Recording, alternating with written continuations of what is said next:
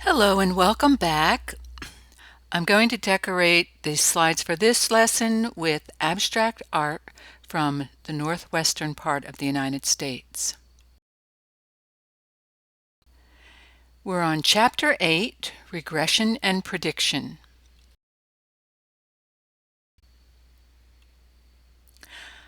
Recall our first unit was equation of a line. Unit 2 was the regression line. Unit 3, our current lesson, is alternate forms. And then we'll look at prediction models.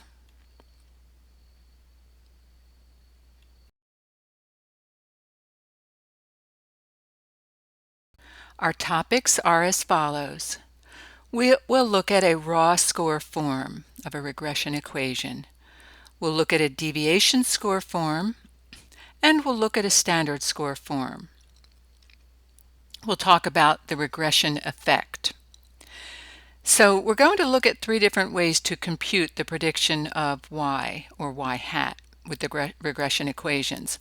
Then we'll talk about an important phenomenon in research called the regression effect, or also called regression to the mean. Regression to the mean can cause researchers to draw erroneous conclusions. So we'll need to design some research that will control for regression to the mean. Here's one alternative to find y hat using the regression equation. This is called the raw score form. It isn't necessary for you to memorize this equation or any of the alternate forms. It's just important for you to know that there are several ways to compute y hat. So let's walk through these steps for the raw score form. We saw in the prior lesson that y hat equal b times x plus c. We also saw we can substitute in for b the following term: r sub xy times standard deviation of y divided by standard deviation of x. In the second row of this equation, we can do a double substitution to compute c by subbing in the term in large parentheses for c and the term in small parentheses for b. When we do some algebra, we'll wind up with the equation in the bottom line of the slide.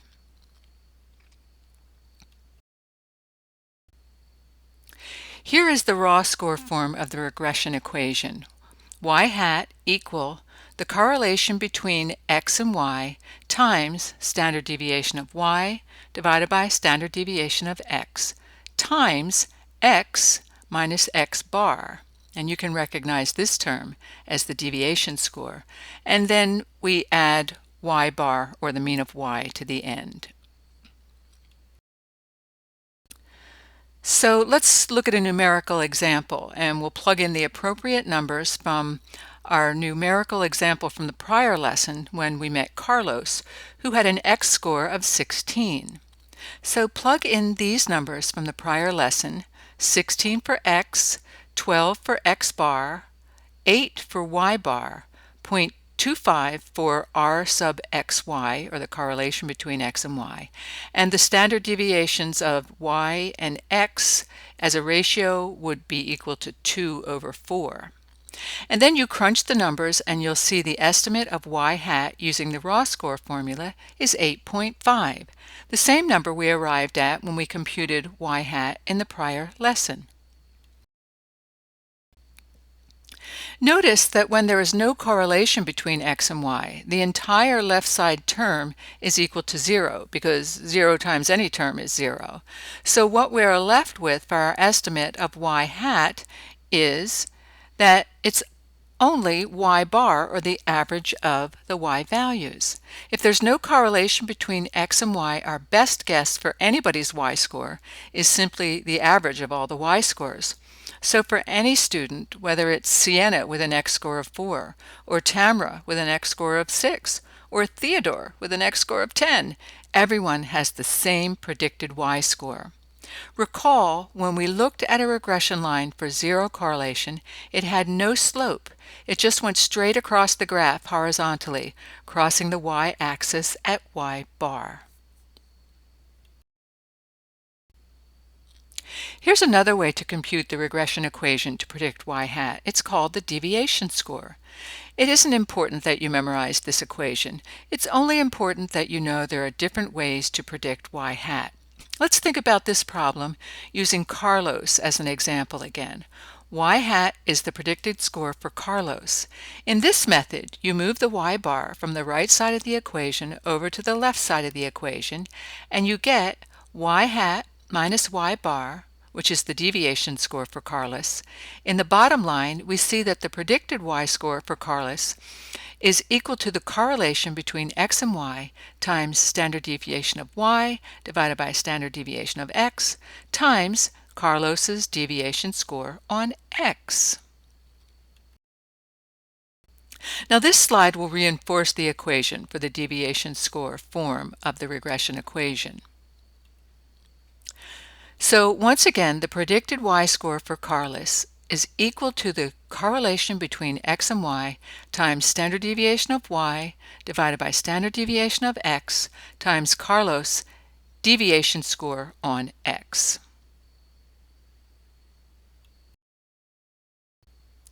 Now we'll plug in some numbers. Recall from the prior lesson we're working with a data set whose regression lines use the following terms: x bar equal 12, y bar equal 8, the standard deviation of x is 4, standard deviation of y is 2, and the correlation between x and y is 0.25.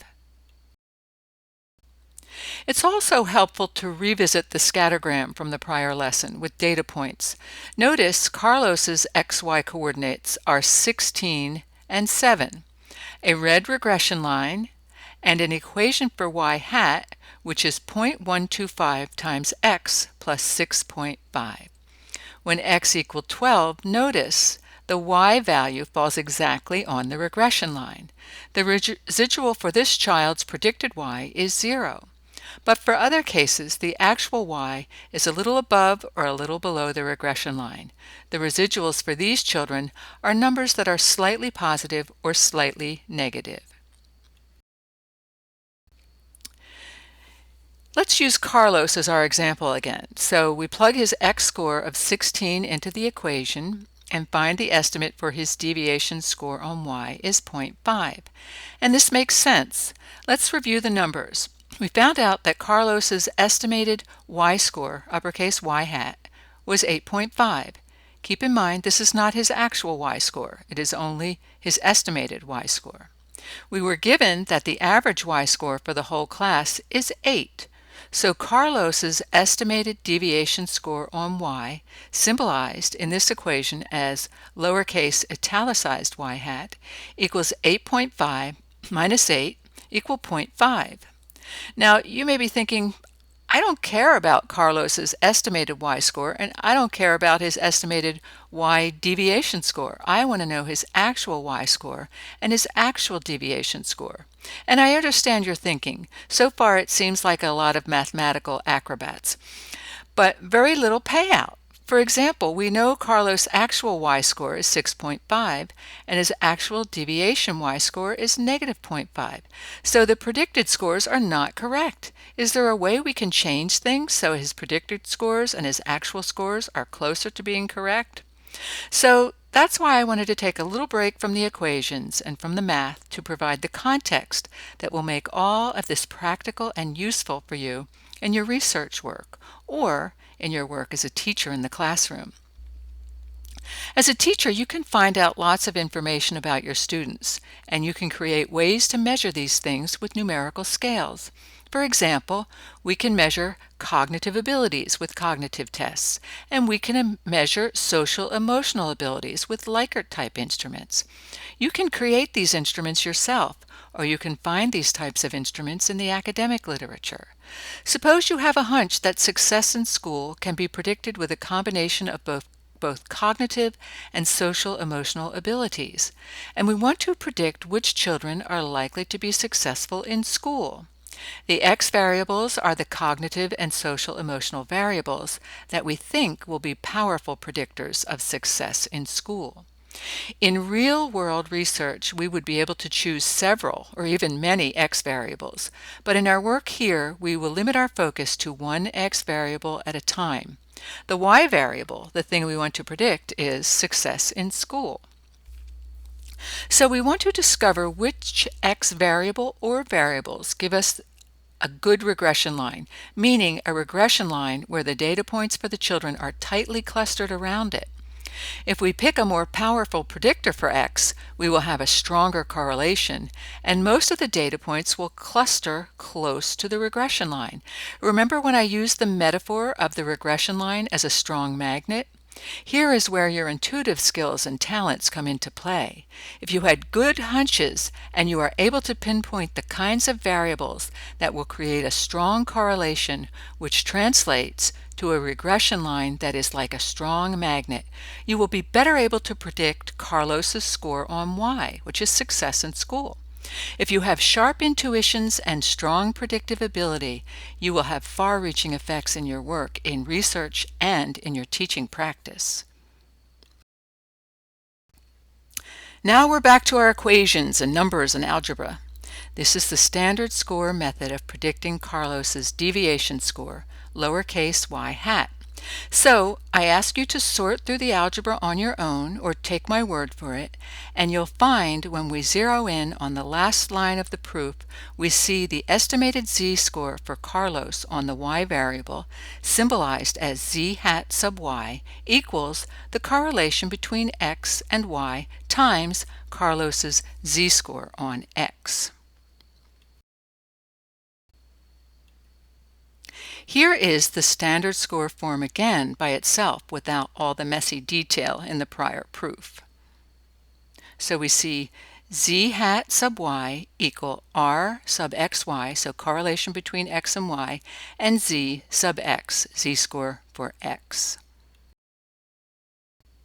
So let's plug in Carlos's score on x, which recall is 16, all the other numbers we were given in prior slides, and then we compute his z-score on x as 1. Plug that into the standard score form of the regression equation, do the algebra, and out falls his estimated z-score on y, which is 0.25. For now, I just ask you to trust me that it will be helpful in our work ahead to be able to compute Carlos's or any child's estimated z-score on y. Now we turn to a glitch in our prediction abilities. This is called the regression effect, or more precisely, the regression to the mean effect. If the correlation between x and y is less than 1, the predicted z-score for y will be less than the z-score for x. The lower symbols on the slide give the mathematical way to say this. Also note the correlation between x and y is almost always less than 1. Correlations, recall, range from -1 to +1.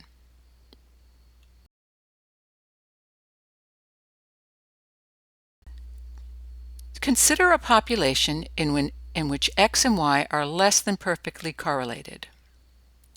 Consider a subset of subjects with a common x score. So we're thinking about a population where the correlation between x and y is less than 1. So that would be most situations, x and y is almost always less than 1. And so can you picture on a graph the children who all have the same value on x?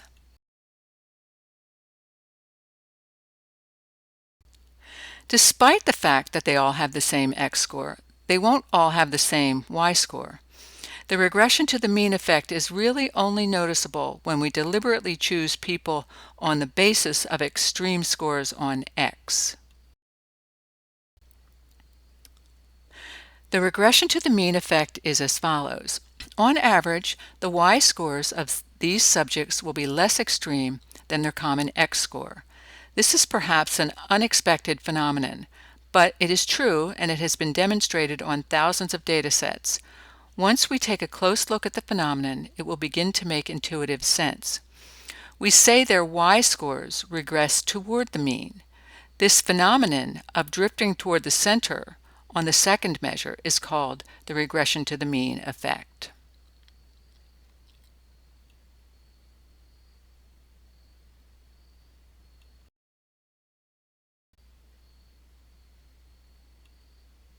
So let's look at an example, a couple of examples.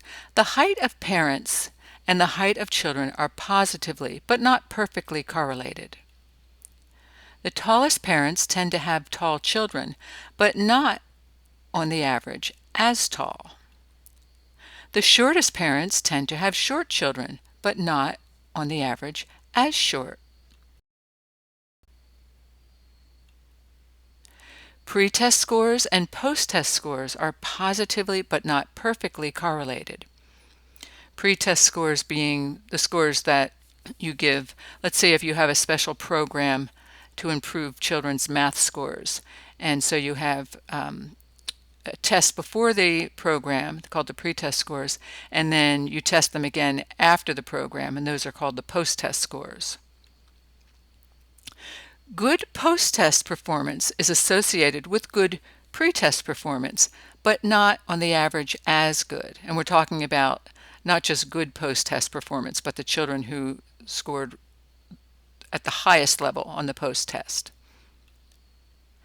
And the ones at the poorest level on the post-test performance is associated with poor pre-test performance, but not on average as poor. So let's say we design an experiment in which we select a sample of children for the control group from a population or a pool of children.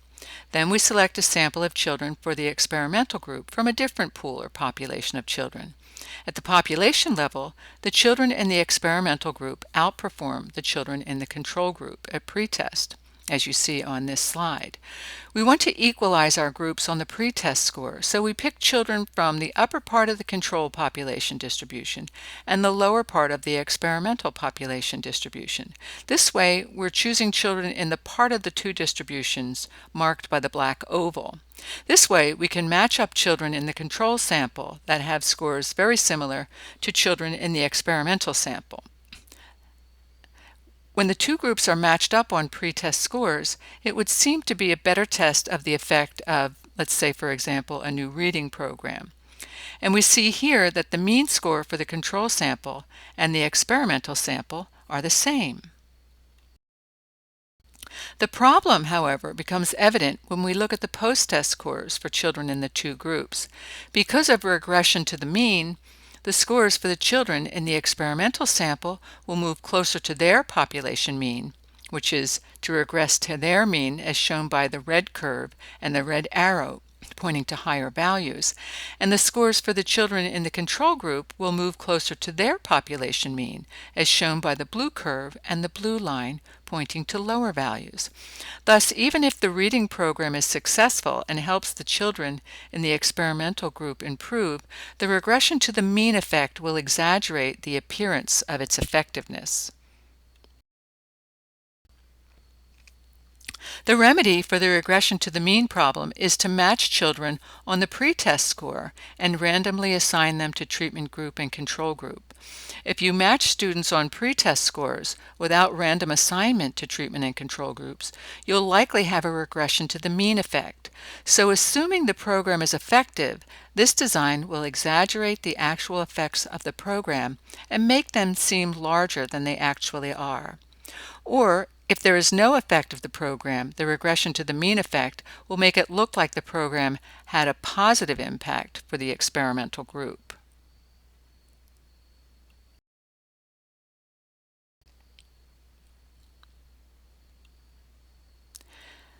So we've covered the equation of a line in Unit 1. We've covered the regression line in Unit 2. We just looked at the alternate forms in Unit 3. Next, we'll look at Unit 4, the prediction model.